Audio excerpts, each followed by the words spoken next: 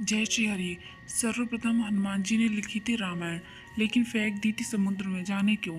प्रभु श्री राम के जीवन पर अनेकों रामायण लिखी गई हैं, जिनमें प्रमुख है वाल्मीकि रामायण, श्री रामचरितमानस, कबंध रामायण।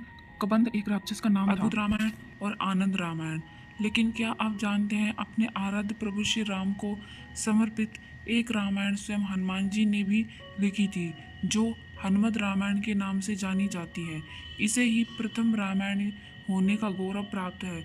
लेकिन स्वयं हनुमान जी ने ही अपनी उस रामायण को समुद्र में फेंक दिया था। लेकिन उन्होंने ऐसा क्यों किया, आइए जानते हैं शास्त्रों में वर्णित एक गाथा। शास्त्रों के अनुसार सर्वप्रथम राम कथा हनुमान जी ने लिखी थी, और वह भी एक शिला चट्टान पर अपने नाखूनों से लिखी थी।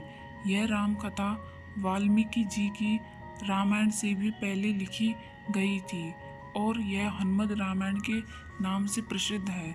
यह घटना तब की है जब भगवान श्री राम रावण पर विजय प्राप्त करने के बाद अयोध्या में राज करने के बाद अपने धाम को चले जाते हैं, और श्री हनुमान जी हिमालय पर चले जाते हैं।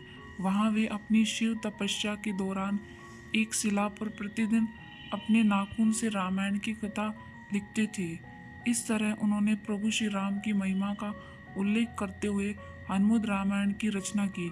कुछ समय बाद महर्षि वाल्मीकि ने भी वाल्मीकि रामायण लिखी, और लिखने के बाद उनके मन में इसे भगवान शंकर को दिखाकर उनको समर्पित करने की इच्छा हुई।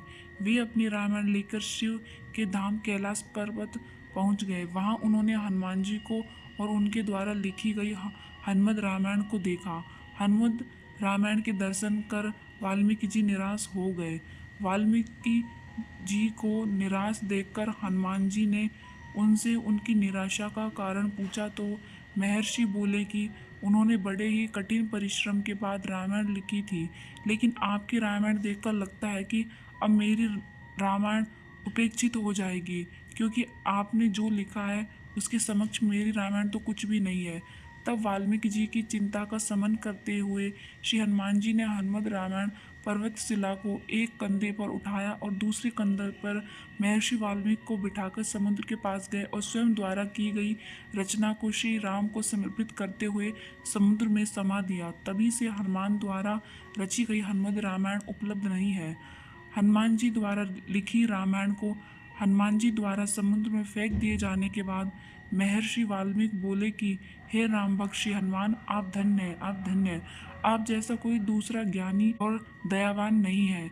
हे हनुमान जी, आपकी महिमा का गुणगान करने के लिए मुझे एक जन्म और लेना होगा, और मैं वचन देता हूँ कि कलयुग में मैं एक और रामायण लिखने के लिए जन्म लूँगा। तब मैं यह रामायण आम लोगों की भाषा में लिखूंगा।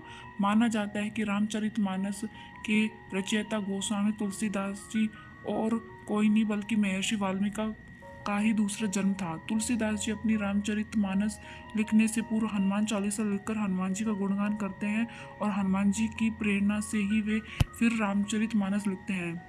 माना जाता है कि महाकवि कालिदास के समय एक पटलिका को समुद्र के किनारे पाया गया, जिसे कि एक सार्वजनिक स्थल पर टांग दिया गया था, ताकि विद्यार्थी उस गूढ़ लिपि को पढ़कर उसका अर्थ निकाल सके।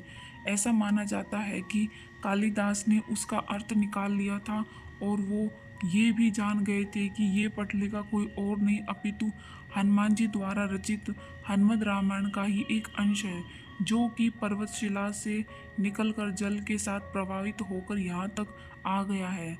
जय श्री हरि।